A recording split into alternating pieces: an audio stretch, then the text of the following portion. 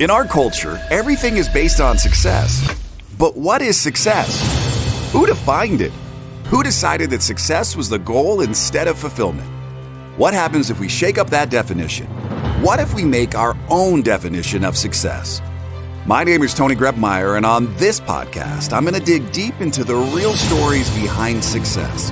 Join me as I interview other entrepreneurs who've climbed up Success Mountain and have come back down to share their stories so you can succeed. If you're ready to join a community of other entrepreneurs redefining success and finding fulfillment, go to BeFulfilledLife.com and join the community. Now, let's dive into today's show. Welcome to Driven with Purpose. My name is Tony Grebmeyer, and I'm excited today to be connecting with an old friend of mine. He's actually a really young, spirited man, but he's been a friend for a long period of time. He is the co-founder and chairman and CEO of Breakthrough3x. He helps business owners like you connect the dots, see the blind spots, and get unstuck. By helping you implement unique sales and marketing systems, you get more clients, growth, and profits, and have a bigger impact, reach, and contribution.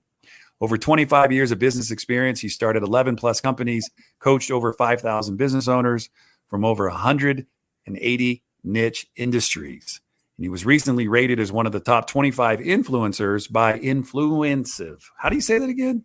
Influencive. Thank you. I'm pretty sure. It's one of those words on my list of, wow, I didn't know you could say it, but I just said it. Hey, so first, I got to take off the bifocal so I can see you now. You're not blurry anymore. I can see you clear. How is my friend Dan doing today? I'm doing great, brother. It's great to be with you today. Awesome. I'm excited. What we are doing with Driven with Purpose is working to really seek out top entrepreneurs and really find the secret sauce that has helped to make them who they are today. And I think when you look back at life, you know, we all are faced with moments of opportunity where we have to make a decision. Do I keep, plotting out my life the way it's been, or do I wake up one day and decide, you know what, I was created for something? And so Driven with Purpose is really helping people to say, hey, you know what, I needed to hear that today. And so you're really going to be speaking to somebody's heart who is right there in the cusp of deciding, you know what, move or get rolled over, right?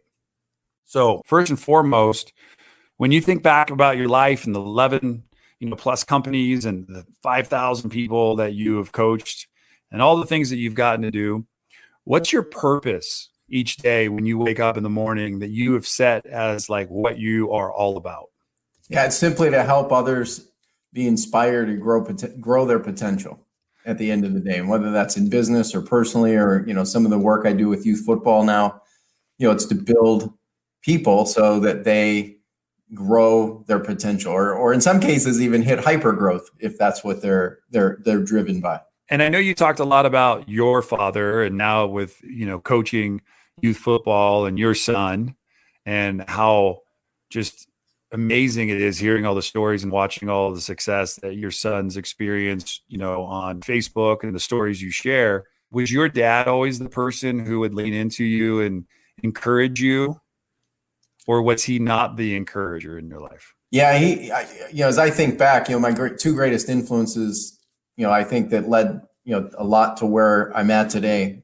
A, my dad, and B, sports. Those two have been the biggest influence, Tony. My dad, I can remember, my dad took me to my first seminar when I was 10 years old. And I can remember it like yesterday. I went to a place in Ypsilanti, Michigan. I grew up in Detroit. So we went to this sports camp or sports clinic seminar for coaches, but he brought me along, and I was 10 years old at the time. And we sat through this seminar and this baseball clinic seminar, and I can picture the manual they gave out. They gave me a manual too. It was one of I think there were 3 kids in this whole thing that were under 18. I was one of the 3. And I was so enamored with what they talked about. But the thing I remembered most of what they talked about, I loved the drills and I loved the tactics they were teaching about being a better player and all those. But the thing that stood out is a page. And at the top of the page, it said, success in baseball and life is about PMA. And then it had a paragraph that led in with something like, success in baseball and in life is directly related to your positive mental attitude. In fact, 90% of success is going to be determined by your attitude. 10% will be your physical capabilities and skills. And that has stuck with me. And after that seminar, Tony, I got enamored with success. And so for me at that time, it was baseball. So I started reading and getting like immersed in biographies of some of the most successful baseball players ever to live. Ted Williams, Willie Mays, Pete Rose at the time, Hank Aaron, and others. And it was all very consistent. It was related to mindset. It was related to attitude. It was, being able to, navigate, failure, right? Because baseball is, one of those sports that of all the sports that you fail more than you succeed, especially if you're a hitter. And so anyway, that was for me. I can remember it, as clear as day, the impact that it had. I'm so grateful that my dad introduced me to this kind of learning platform at 10 outside of the traditional education system. I think it's really interesting as you kind of shared your story. You gave some really amazing examples of people who went up to bat and had to really come and faced a lot of adversity in their life too. Like, you gave examples of Willie Mays, you gave examples of Pete Rose. You talk about it, controversy doesn't escape us. That's right. Right. It like the harder you work, the more controversy probably is going to get stirred up just because of what the society has said. I remember when Willie Mays retired and, his godson, so to speak, Barry Bonds, he always used to say, and I'm paraphrasing, but he would say like, what would I be worth today if I was playing ball, right? Like he would be paid so much more than what he was paid back then, right? And Pete Rose, supposedly, and I guess it's been proven that he gambled on baseball, is saying, hey, look, I deserve to be in the Hall of Fame. If you let so-and-so, the Astros just cheated and you let them win a championship, why can't I be in baseball? So the reason why I think baseball is a great way to talk about driven with purpose today, because I love what you already started is the perfect stream for us, is I want for you to imagine for a moment, instead of being the 10-year-old at the seminar, you're the 10-year-old in the stands watching the baseball game. And we'll put Mickey Mantle, we'll put Bo Jackson, we'll just pick Tony Gwynn, we'll put Ricky Henderson, we'll go put Dale Murphy, we'll go put some really amazing ball players. And then you're in the stand saying, I can do better. Right. When I used to say that all the time, I'd be watching the game and I'd be like, man, I could do better than that guy. I mean, the guy just struck out again. Like he's throwing junk and you can't even hit it. Right. So you kind of know what pitches are coming your way. And I use this. I said, so for a moment, just imagine everything in the world just stopped and somebody tapped you on your shoulder and said, all right, Dan, you're in the game. And you're like, huh? I'm just 10 years old. And to see what you just shared about being somewhere at 10 and having an aha moment of where you're like, wow, I got to do something at 10 that shaped the man I am today at such an early age. And so many people don't have the ability. So now that little 10-year-old kid puts on his favorite uniform. What baseball jersey would you be wearing? At 10 years old? Yeah. Detroit Tigers. So you get a Tigers jersey and you're like, all right. So I got a lot of great people back there. I got Hamilton on my team. You can start thinking about all the great players that have gone before you. And here you are, and they hand you a bat, and you look like the guy who was like 4'8". I think he was the shortest baseball player ever to play. I forget exactly his name, but he gets up the bat, and they did it as a promotional stunt. But here you are, and I'm just going to put somebody good. I'm going to put Roger Clemens throwing heat at you. Right? Nice. Are you a bunter? Or you swing for the fences, or are you a guy who just needs to get a hit and get on base? I'm going to get on base. I'm going to hit a gap shot, or I'm going to get on base. All right. So here we are, driven with purpose. Dan Kuschell, he is now on base. What are the biggest things that you need to remind somebody? Because getting hits is what the game of life is all about. You got to be willing to swing. You got to be willing to get hits. You can strike out, but strikeouts usually lead to more work. But I'm going to take it from the point now that you're on base. What are the things that you're looking for now that you're not in control to get to second base if you're just on first? What are the things that you should be doing by encouraging, because you've coached over 5,000 people? So now, like, all right, the guy's up the bat. What are you saying to him? If you can call like a timeout and have a moment with him to help him, what are the kinds of things are you trying to encourage the new batter to do? Well, one, it's, you got to swing at strikes, right? you got to force the pitcher to put it in a zone that you can hit, right? So we all have strengths and weaknesses in our zone, and we have zones in the strike zone that we are strong in, and then there are areas where we can. So look for a ball in your zone, right? Dan Sullivan, Tony, who you know, and I know as well, he talks about this in terms of unique ability, right? Lots of us focus on our weaknesses rather than our unique ability. So like if your sweet spot in baseball is, you hit the pitch that's, middle in from your armpit straight down to your knees, which is the inside strike zone, then stay away from the things that you're weak in, like the outside part of the plate. Zone in on something outside. Or I'm sorry, on something inside, stay away from the outside pitch. So that would be number one, zone in on your zone, especially for the first two strikes. Number two, when you get your pitch, rip it, right? Don't, Ted Williams, this was a quote from Ted Williams I read in one of his biographies. He said, when you get your pitch, don't foul it back. Don't take it. Don't, take a half swing at it. He says, you grip it and rip it. And so the key is when you get your pitch at the right time, you got to be ready to take a full swing and rip that thing, right? And that's, a lot like business, a lot like success, is you got to, number one, be willing to get in the box with confidence, right? And then look for a ball that you can hit. And then when you get that pitch, like there's a zone, like usually it's a very small zone. When you get that one pitch though, then you take that grip it and rip it approach and go for it. And that's where you're swinging out of your shoes, but still in control to a certain degree. So those are a couple things that, that come to mind, Tony, about, what would you say to somebody and what encouragement? And I'll even say this, I remember my dad, even at 10, he said the same thing. And he said, if you will be as hungry in life and anything you pursue, like you have been at baseball, and he said this from the time I was 8 all the way through high school and into college and such. And he said, if you'll take that same approach and have that same desire to be great and work this hard, you'll be great at anything. And as you're listening or watching right now, I would encourage really amazing advice. Can you repeat that? Yeah, that if you'll take that same hunger and same desire to be great in sports, and in my case, it was baseball, and apply it to anything you do in life, you'll be immensely successful, no matter what it is. Wow. So the batter just got some really interesting advice, right? So he got like confidence from you, which I think a lot of us sometimes lack. I think, men to men, you had a great dad who, encouraged you and took you to seminars. And, I often reflect back on my father as that great man, but the way he was led wasn't the same way, but he still was a good man, right? He didn't know how to do those things because those things were never done with him. Like, I don't remember ever tossing a ball with my dad. But I fell in love with baseball.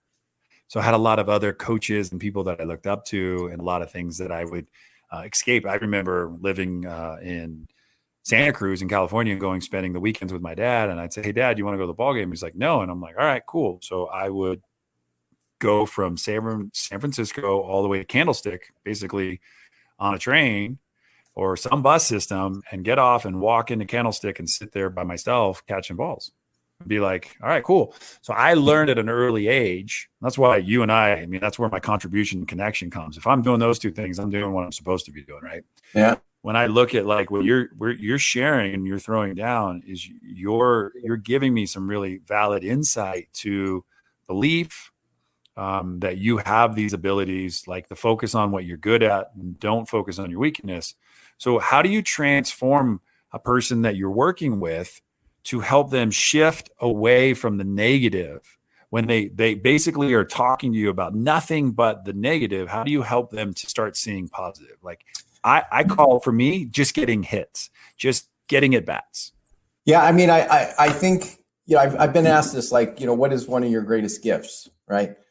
So many of us, because of our upbringing, it can be parents, our social environment, school. Tony, you know this as well as anybody, that we've been trained in many ways how not to be successful because of how many of us attach to the idea of failure. And I think someone in sports, especially like baseball, where you fail more than you succeed. I mean, if you hit 300, that means you fail 70% of the time. You're still regarded as an all-star. You're still regarded as world-class.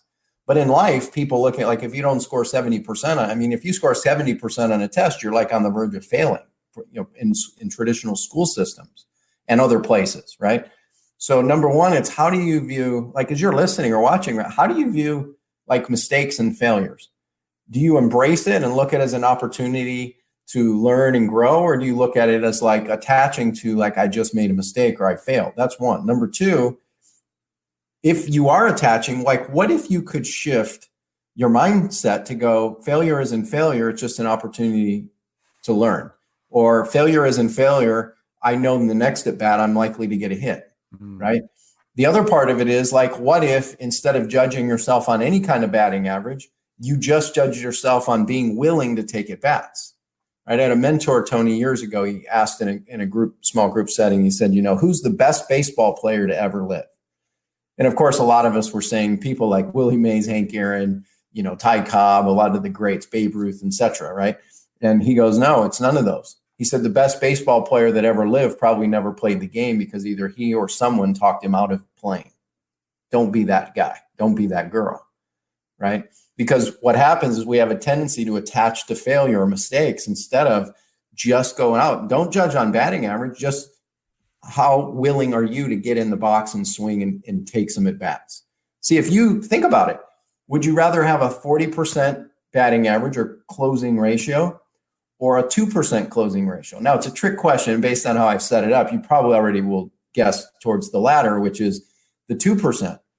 See, if you take 1,000 at bats, you go out and perform 1,000 times versus the person who has to get it perfect, suffers from perfect, getting everything right and being, perfectionist mindset. They only take 10 attempts in a year, and you take 1,000, but you get two. You got 2%, 2 out of 100. You've got 1,000 at 2%, right? I believe that's roughly 200 compared to their 4. Yeah. You just took more at bats.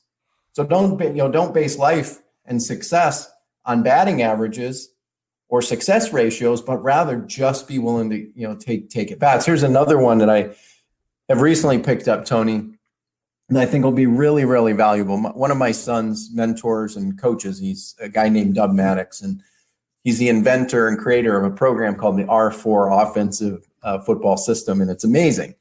And we got introduced to it a handful of months ago, and he has this concept he shared. He didn't invent this either, but it's called the rapid cognitive decision method, right? Now, what it is it's the study of people who are high performers under duress and under pressure. And so why they make decisions and how they even make decisions under duress. So these are people like fighter pilot or jet fighter pilots. These are firemen in 911 emergency. These are people in emergency room situations. These are quarterbacks getting duress under a sack, under pressure, right? With 400-pound guys coming at them in split seconds, and how they make decisions in milliseconds.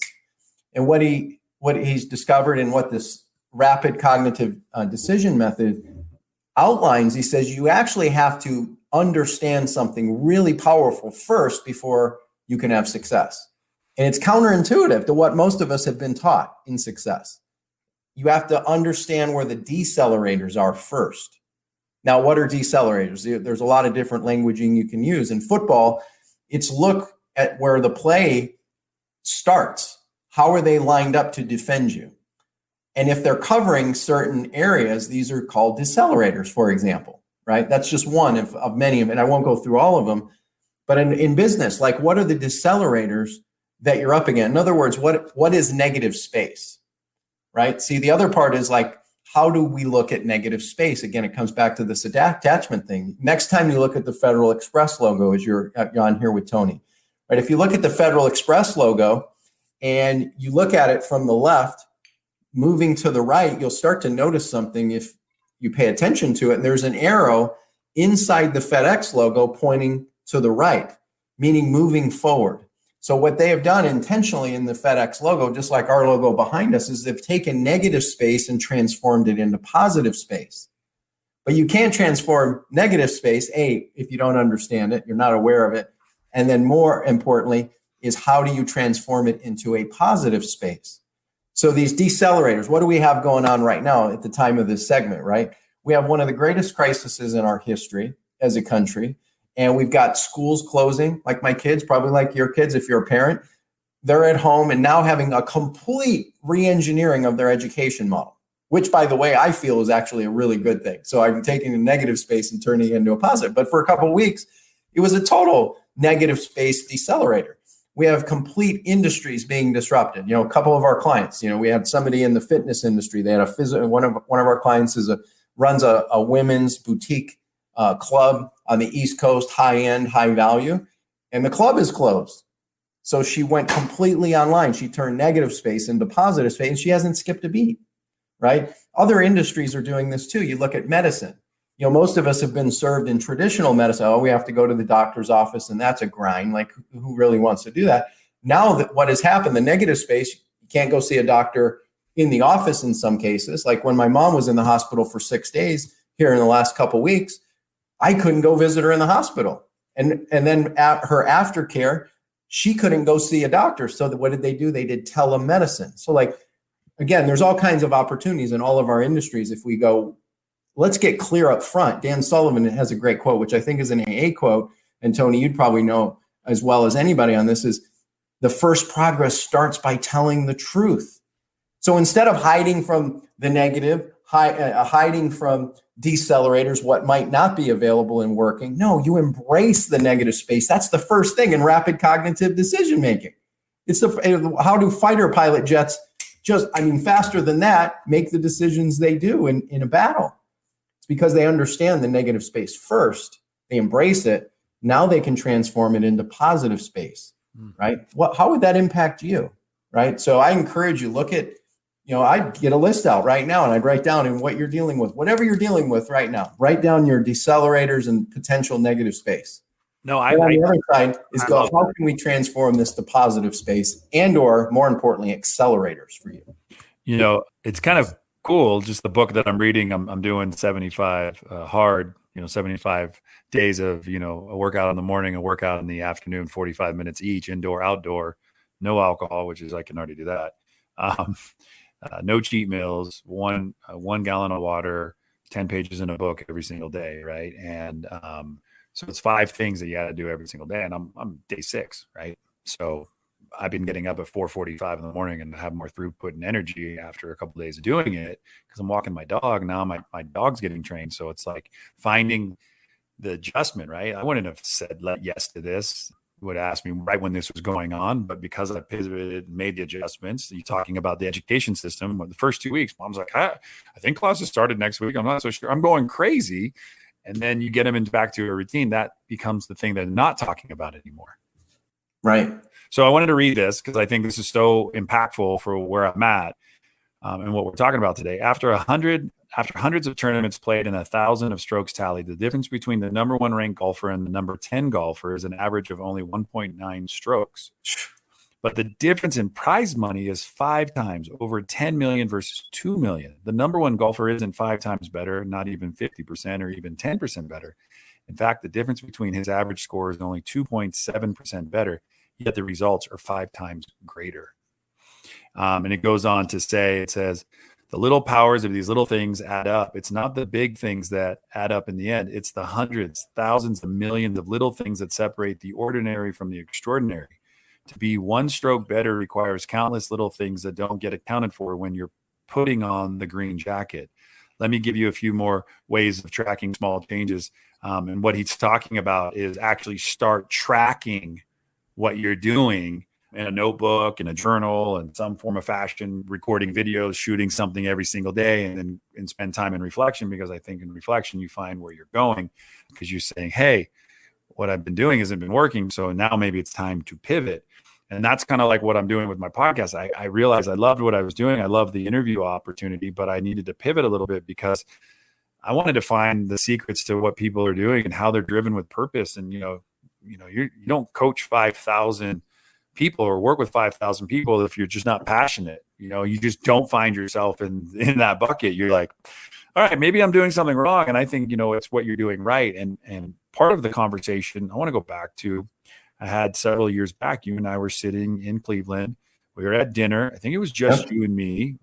And we were talking about when you led a big, giant organization and you had all this stress and all this pressure and chaos going on in your life, and it caused you to pivot, it caused you to shift, and it caused you to change. Could you just share kind of like, you don't have to get into all the details, but what really was the awakening moment for you when you realized that you need to do something else? That what you were doing was working, but it wasn't working anymore for you? Yeah, I mean, I can remember that crystal clear too, Tony. So thank you. And, as you're watching or listening, you just imagine you built up a couple companies and you have, about 175 employees, and, revenue's really good. And you have what you feel is a good culture and team. Of course, no company's perfect, but it's humming. And yet, maybe I'll speak to me. I realized I had some bad habits. Have had tendencies to be a type A personality, highly driven. Work is easy. Working 90, 100 hours a week is actually pretty easy to do. It's not even really effort, even now, right? And at the time, that was where I was at. And so then imagine you have a daughter who's 2, you have a son who's born, within a few weeks. And in all of this stuff going on in your businesses, you wake up one morning and you've got some chest pains. And you call your doctor and say, hey, I'm having some chest pains. What should I do? And he says, well, can you get yourself to the hospital? You drive yourself to the hospital. You get there, you're expecting to wait because you're going to an emergency room. You don't tell the nurse that you meet or the person, the receptionist, that you have pain, you have chest tightness. I got a little trouble here. And they walk over within minutes, like not hours that you would expect with a full room, but minutes. They come over and start doing a few tests, and then all hell breaks loose. They put you on a gurney, they roll you off into a side room. Next thing you know, you got diodes all over your body. And like now you're kind of probably panicking, like I was panicking, sitting there a little bit like, what the hell?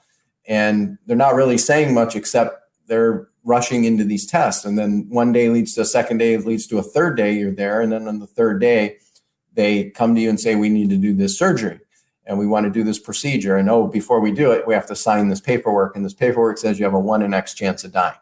And that night you cry yourself to sleep. Well, maybe sleep, more, probably minutes of sleep, but you start writing pieces of your last will to attach what you've already set up out of concern, frankly, just complete fear that it may not work out. And you go through stages of DABDAR, which is denial, anger, bargaining, anxiety, depression, and then finally response, all in like a few hours through the evening as you're doing this, right? And you're a mess. That's how I was. And then, you may reach out and start thinking, God, if I get through this, I'm going to do things different.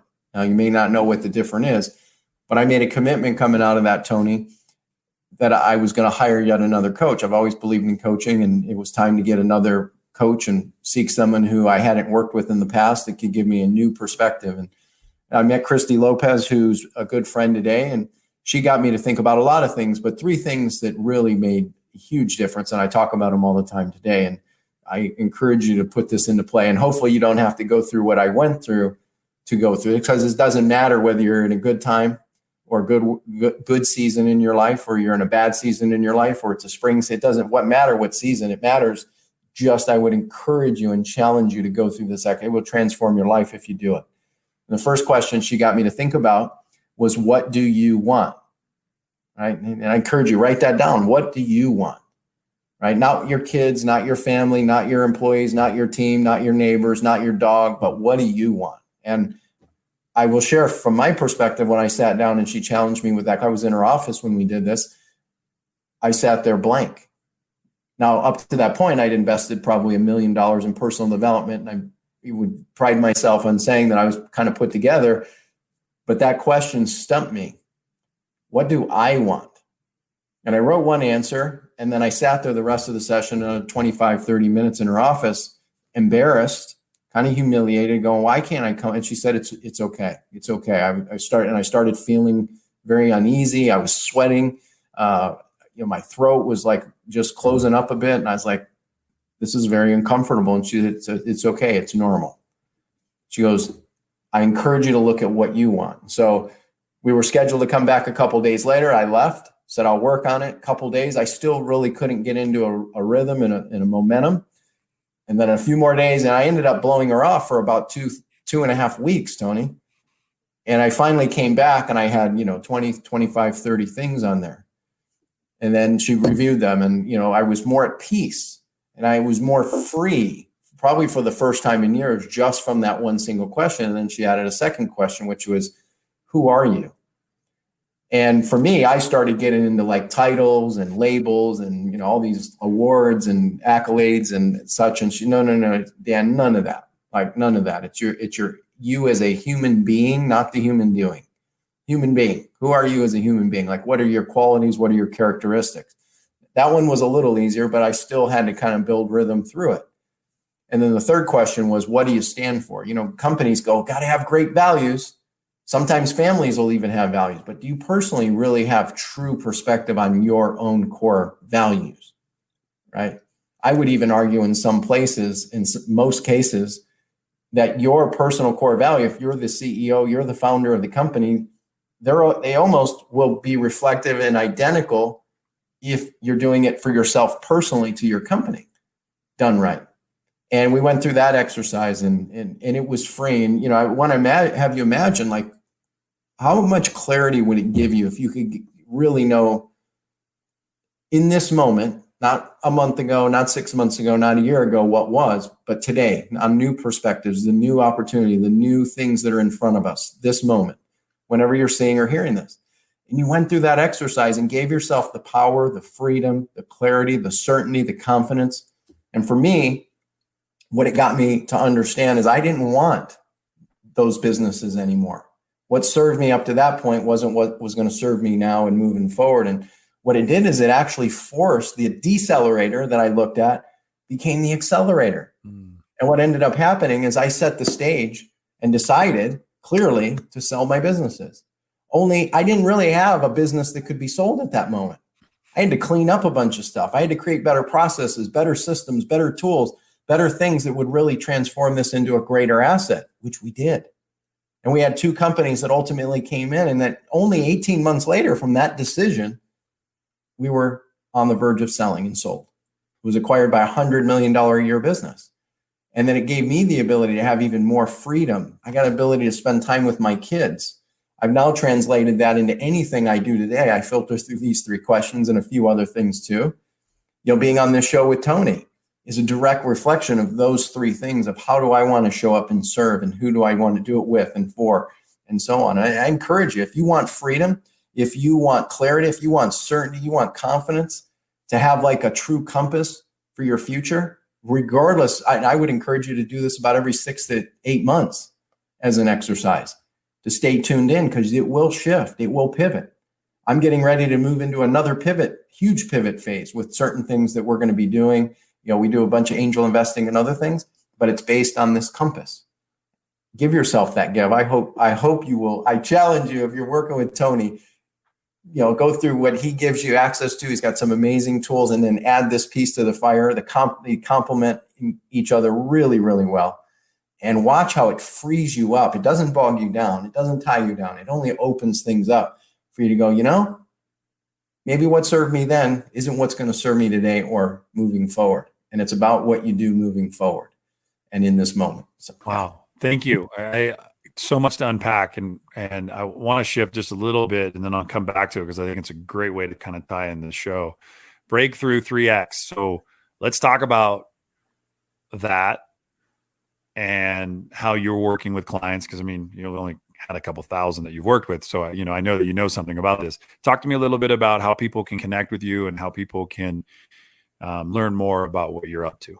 Yeah, real simple. If you want to get a chance to, understand what we're doing, how we help maybe clients like you, go check out breakthrough3x.com, breakthrough3x.com. If you want to connect with us, you just hit the contact piece there. It'll link you over. We also have over 200 hours of free training that we make available that, we've had lots of people come through our podcast and our show and go, wow, your podcast and show is better than most multi-$1,000 courses that I've gotten. And you can get access there at growthtofreedom.com. That's growthtofreedom.com. And then we put together a special toolkit. If you're a business owner, a founder, a CEO, and you're looking to be in a place where you're growing with far less stress, far less overwhelm. We put a toolkit together for this program around, being a better CEO, hiring, sales, marketing, and more. You can go get that free toolkit at activate.breakthrough3x. That's activate.breakthrough3x. Wow. All right. So a couple of things to break down. We have growthtofreedom.com, over 200 hours of just training and programs and everything you can have access to. So if you're wanting to learn more about what Dan's doing, he's given you a huge, wow, that's a big thank you. So appreciate you bringing that value today. Activate breakthrough3x.com. If you want to learn more, go there. I mean, I think what Dan's sharing today is one of the reasons why I wanted Dan on the show, is the alignment piece. This so of what we need to remind ourselves that we need to be seeking when we're out there. Like so many times, you're trying to drive your car down the road and you can tell when the alignment's off. Yes. You can just tell. You're like, whoa, I'm out of alignment. Yep. But a lot of people will stay driving their vehicle when their car is pulling. They'll adjust. Hey, I'm just going to go over here. You know what? You're wearing down and you just can't see it right away. It may take a few hundred extra hours or miles to do that, but Dan's giving you access to some amazing tools today. So if you're feeling like, you're going down the road, but it's a lot of work and it's not getting the result you want, it's time you take your car into the shop and you give it a tune-up. And Dan just gave you a bunch of free tools. I hope you take massive, massive action today. The thing that I'm reminded of today is something that may be shocking to you. So don't look at me weird, Dan, but PMS, it stands for personal mindset. And what you just gave access to everybody today was, it really starts under the hood. It really starts inside. Your dad at 10 years old gave you the ultimate gift. And I want to remind people, if you're like, well, I didn't have a dad that was cool like that, or my mom wasn't available, or my grandfather wasn't around. I'm like, you know what? It's never too late. And, it took me a long time to finally to get a relationship with Christ and to really kind of push myself in a new direction. It sounds like there was something in that moment when you were writing your will. There was something in that moment of saying, hey, you know what? I want to let go of all the burden that I carry. I just, I want to break free. And I love the whole Breakthrough3x. I love the whole, I want to do something different. And it sounds like what you're doing today is perfect in alignment with your soul's purpose. It sounds like you are driven with purpose. You love helping people to find what their purpose is through some really amazing tools and resources. So I just want to say thank you so much for coming on the show today. Being a guest, being a friend and mentor, and literally pouring out who you are to serve, because that is such a, not everybody gets to do that. Not everybody gets to do what they were created to do. A lot of times people are stuck doing what they thought they wanted to do and haven't had the moment to stop and ask themselves some really important questions that your coach gave you and that we shared today on the show. Thanks to Crispy Lopez. So you get to do that, right? So I want to say thank you. That's really, really big. The last question that I have, this is an inward question. So this is, I want to ask you to kind of go in today and reflect back on that 10-year-old boy.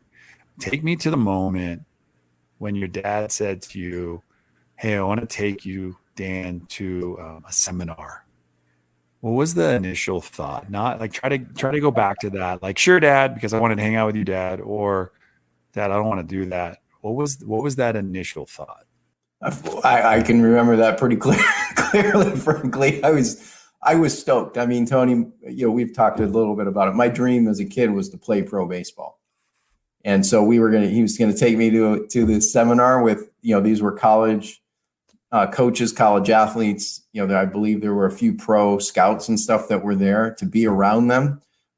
I for whatever reason, I was just very curious. I think that would be the main word, curious, and also understanding the way to grow is to get around successful people who have the results you want, right? I don't know that I would have said that at 10, right? But I just intuitively, I was so stoked about the idea of going there, being with my dad, of course, sharing that time. But then I was so fascinated by, I studied what these guys were teaching and doing. And this manual that was really, again, a coach's manual for high school coaches, college coaches, and some youth coaches like my dad at the time. I dove into this thing like it was mine, right? And it gave me an unfair advantage And it was a toolbox, yes, for tactics, yes, for baseball, yeah, but I mean, it was a foundation for life that I share the story as often as I can because of how it did impact me. And as you're listening or watching right now, Tony kind of brought up, maybe you didn't have that dad, right? Or that coach for you. Well, Tony's a living, breathing example of how to transform, potentially a decelerator, right, into an accelerator. The way to get back is to go be that coach for somebody and give them those words of encouragement, get them access to tools, resources where they're going to be lifted, right? At the end of the day, we all have a responsibility to lift the tide, and we can do that one person at a time. Right? One person at a time. That is, Dan, is some of the simplest and most impactful advice. Getting into service is sometimes people think, it's going to be a lot of work. I mean, just picking up the phone right now and calling somebody and just checking in on them is service work. People say, hey, I'm not on the front lines. I'm like, it doesn't matter. You can be walking into a grocery store today and the people, wiping down shopping carts, you can lean into them and say, thank you. Like, that's service, right? Writing a thank you card and leaving it for the garbage man on the garbage can just to say thank you, right? Like, there's a lot of little things you can do to get into service, but usually when you're in service, you're out of your head and you're in your heart, and that's when you're in a much better place. And so I just say thank you so much for coming on today. We're going to put all the resources available. You'll find all this at TonyGrebmeyer.com. But Dan, like, we got to spend more time talking, less time podcasting, because the genius of you is looking and helping people to get under the hood and really see the opportunity that exists for them. So I hope people take massive action today and go check out what you're up to. I wish you and your family the best. It's so fun spending time podcasting. And, I'm doing the video thing. That's not something that I'm good at. It's something that I'm working on, because there's a piece of me that's shy, spent a lot of time in radio. I didn't need to look at anything. I could just do it. So it's a lot of it is just practice. And I think that's what we talked about most for people today is be willing to swing. It's okay if you strike out, just be willing to do it again. And you'll get better the more that you spend time doing it. So I just want to say thank you so much, my friend, for being here today. It was awesome. And as always, I say on my show, every time you find me, I'm gonna challenge you in your soul to go find a way to make today the best day of your life, because it could be like Dan's, sitting in a hospital, writing your last will, and then being gifted an opportunity to live another day. And then don't take advantage of that. Make that something that you strive for every single day. So no matter where you go, no matter what you do, choose to make today the absolute best day of your life. Thanks for listening to today's show. But before you go, let me ask you a question. How would you like to be the architect of your journey in this game we call life? Take the next step now at www.TonyGrebmeyer.com. Enter your details to get the first week of the Be Fulfilled Journal for free. It includes access to our private community of thousands of other entrepreneurs.